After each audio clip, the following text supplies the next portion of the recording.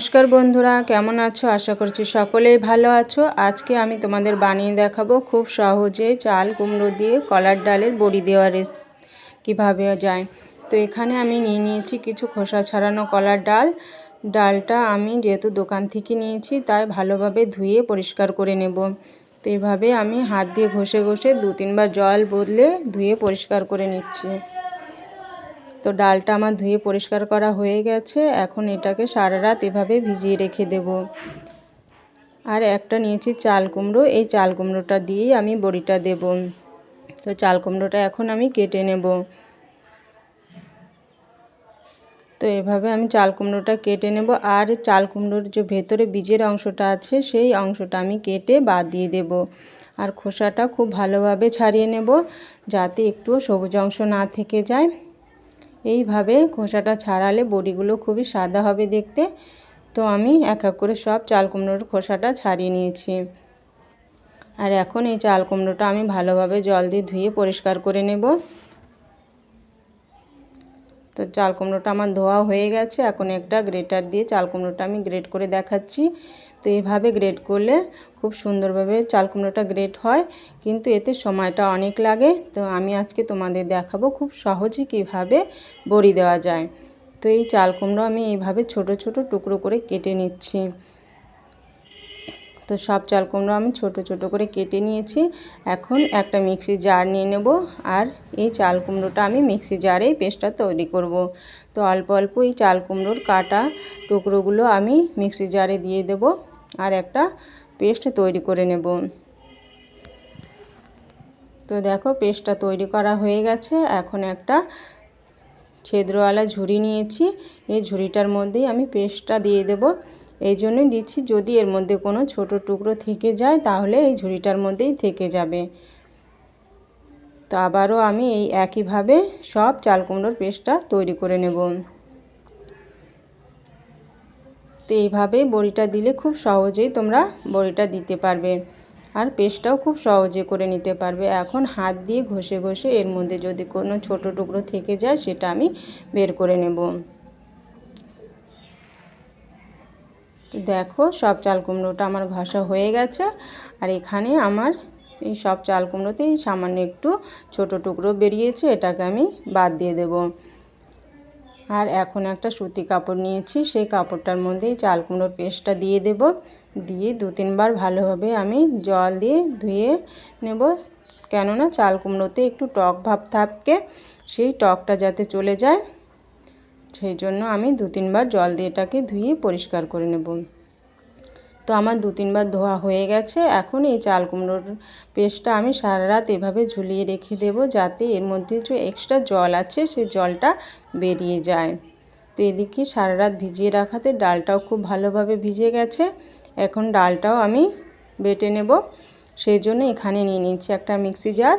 এই মিক্সি জারে অল্প অল্প করে এই ভেজানো ডাল দিয়ে দেব, দিয়ে সামান্য একটু জল দিয়ে আমি ডালটাও বেটে নেব।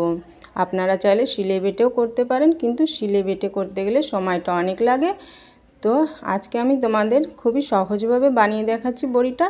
তো দেখো ডালটা খুবই ভালোভাবে বাটা হয়ে গেছে, যেমনটা শিলে বাটা হয়, এর মধ্যে কোনো আস্ত ডাল নেই। তো এখন এই ডালের পেস্টটা আমি একটা পাত্রে নামিয়ে নিচ্ছি। আর বাকি ডালগুলো ওই একইভাবে আমি বেটে নেব। তো এইভাবে তোমরা বড়ি দিলে খুব সহজেই আর কম সময়ে বড়িটা দিতে পারবে। তো এইভাবে আমি সব ডালের পেস্টটা তৈরি করে নেব। সব ডালের পেস্টটা তৈরি করা হয়ে গেছে, এর মধ্যে কোনো আস্ত ডাল নেই। তো আর এই সারা রাত ঝুলিয়ে রাখাতে যে চাল কুমড়োটা এর মধ্যে যে এক্সট্রা জল ছিল সেই জলটা বেরিয়ে গেছে। এখন এই চাল কুমড়োটা আমি ডালের মধ্যে মিশিয়ে নেব।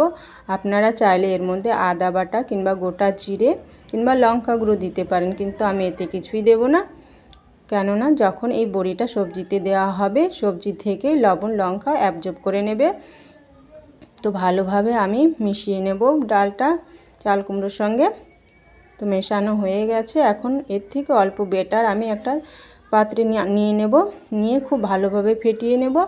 এই ডালটা যতটা ভালোভাবে ফেটানো হবে বড়িগুলো ততটাই সাদা হবে আর খুব সহজে সেদ্ধ হয়ে যাবে, আর এর স্বাদটাও খুব অসাধারণ হবে। তো তো আমি এতে কোনো জল দিয়ে ফেটাচ্ছি না, কেননা ডালটা আমি যখন বেটেছি তখন এতে আমি জল দিয়েই বেটেছিলাম।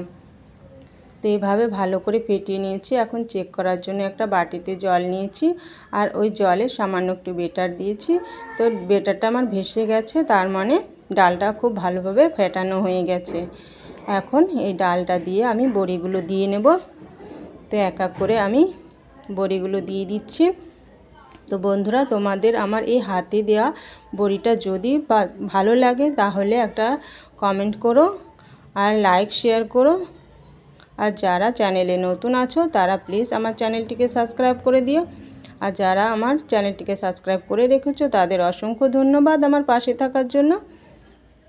তো এইভাবে এক এক করে আমি সব বড়ি দিয়ে দিচ্ছি।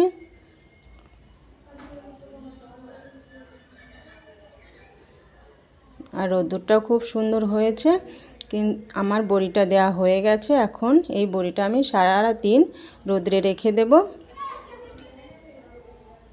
তো সারা দিন রোদ্রে রাখার পরে আমি পরের দিন এই বড়ির কাপড়টা আমি একটা দড়িতে ঝুলিয়ে দিয়েছি, যাতে পেছনের সাইডটাও খুব ভালোভাবে রোদটা লাগে, যাতে পেছনটাও খুব ভালোভাবে শুকিয়ে যায়। আর প্রচণ্ড হাওয়া চলছে বন্ধুরা, দেখো কাপড়টা কিভাবে নড়ছে।